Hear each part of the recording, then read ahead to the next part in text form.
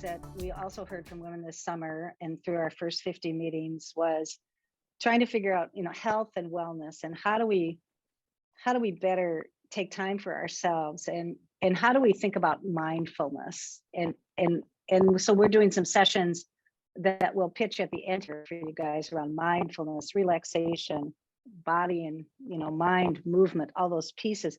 But you and I had an interesting conversation about mindfulness. Can you touch on that a little bit? I stink at it. I stink. Like, I am bad at it. But I know that it's this real missing piece of my life. And I think I think part of when you work in leadership, and again, I'm not talking about title, but in the parts of your world and your job where you're looking forward, right? Where you're trying to achieve a project, move people toward a goal, you're looking forward, you get in this habit. I get in this habit of constantly looking at what we've done, right? And thinking, oh, I need to learn from that. And here was a mistake, and that was a mistake, and this was an accomplishment. And looking forward, here's where we're going, which means I'm never in the moment, ever.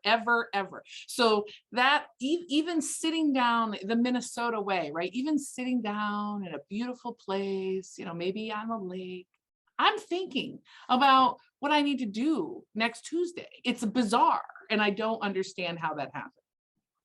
But it is, and it's exhausting to constantly be pulled like that. So, it's become very clear to me that when I practice, I think of them, I read a book about mindful minutes. Like, I really am bad about meditate. I can't meditate for 20 minutes. It feels like 4.5 hours. Like, I can't do it. You ever done those guided meditations where, they're saying, and if your mind wanders, just pull yourself back to the present. And I'm like, well, you're in my head because it's been wandering the whole time.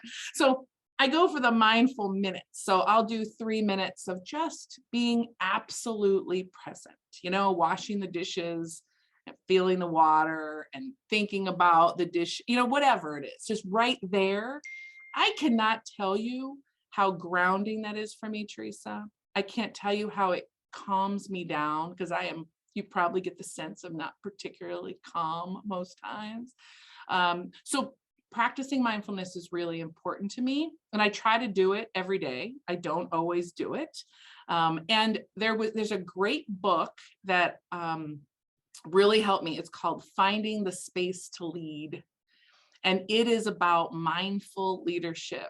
And it is the book that told me that mindfulness is not just about my personal quality of life and health, but rather it will make me a better leader. Like, when there's an issue, let's focus on that one thing, just that one thing. Have you ever had a problem at work and you're like, well, that Erica, let's talk about her, right? And then you start talking about her department, and you start talking about the budget, and then next year, and do you remember when? You're all over the place. Instead, can we just talk about Erica, just that one thing, focus, and block everything else out? Sounds ridiculous, but it really does take it. Erica, there are no problems with you. You know that I'm just picking on you as a fellow colleague.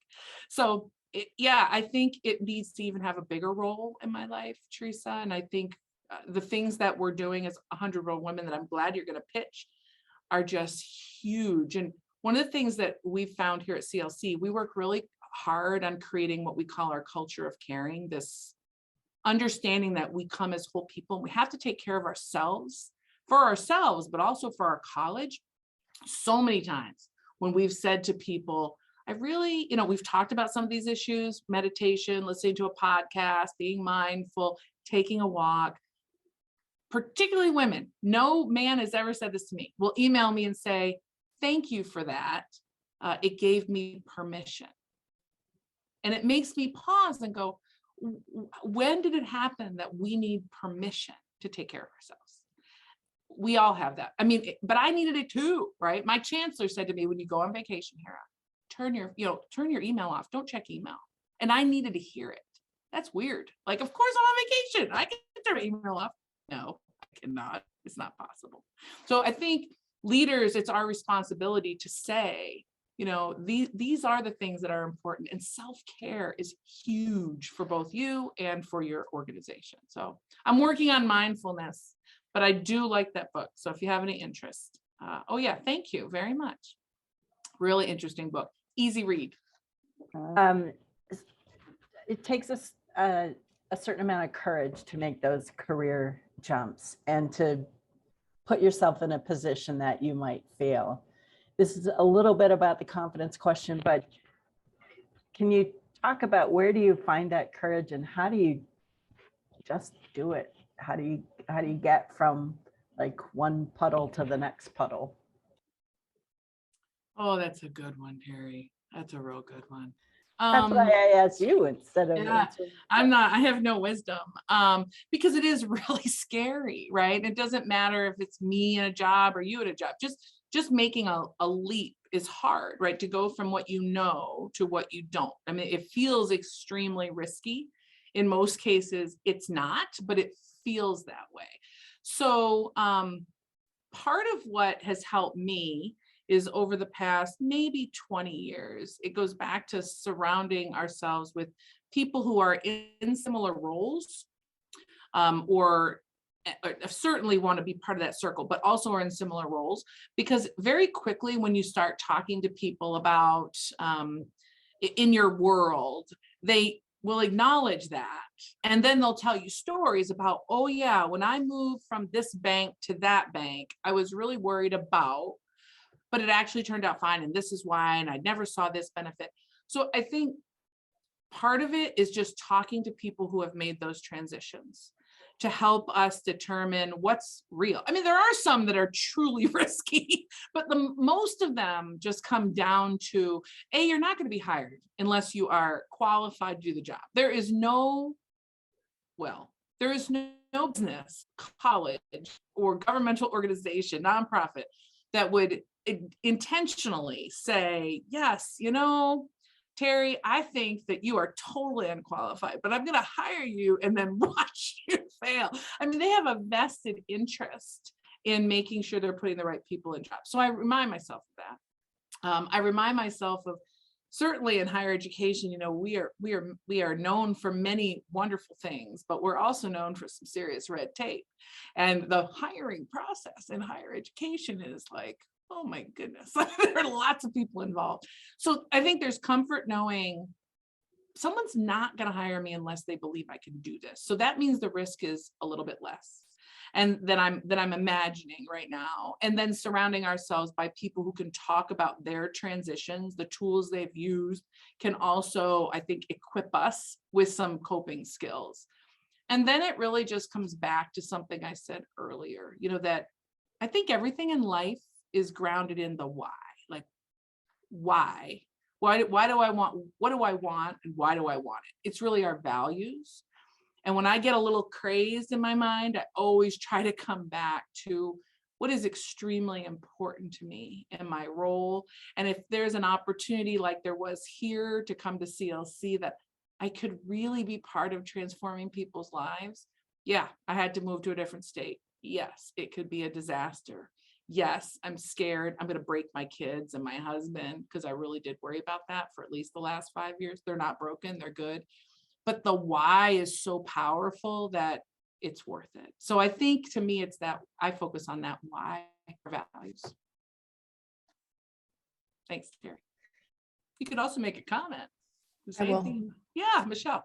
I see most of the people that are here are younger people, and I'm curious how you see businesses and nonprofits all working as we move forward, and being inclusive of older people who are experienced and hiring them for jobs or not. I'm really curious about that. Not that I'm looking for one, but I'm just curious how we can interact and offer the wisdom that we have. How do we do that? Yeah, I think that's a great question. And I don't think I'm particularly well equipped to answer it, because I'll tell you, in the world of education, there is a very clear appreciation for diversity in all of its forms, right? Diversity in background and race and orientation, in age, in experience. And because in higher education, we articulate that, we often are talking about, like in my team, we are all women, and people are like, well, that's great, but Hara, like I mean, there are really talented men. I'm like, yes, I know, I didn't, So when it comes to age, we're really looking for people who have, it depends on the position, right? Experience, deep experience, which you cannot have if you're very early in your career, right? In some cases, it's that deep experience.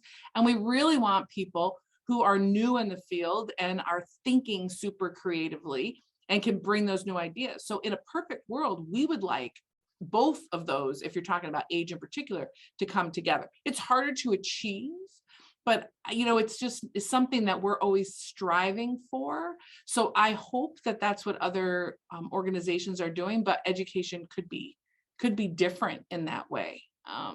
But what I see is opportunity everywhere in education, particularly people who are a little bit more mature, I think in some cases are often valued more. And we have to ask the question of, wait a minute, do not count some people out who are new in this field because of what they can bring. So it's maybe slightly different in education than other people's experience. So if you have any other thoughts about that, jump in.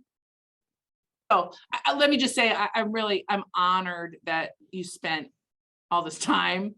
I hope there was some value. It was certainly wonderful for me. And to the point of your network, if there's any time that I or anyone I know can be of assistance to you, Teresa, will you just, Teresa, I'll do it. I'll put my cell phone in the chat. You are always welcome to reach out for any reason.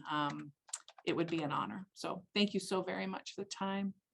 Thank you. Thank you so much, Hara. And this is, as you can all see, this is why we wanted Hara to kick off this new series, because she's absolutely amazing.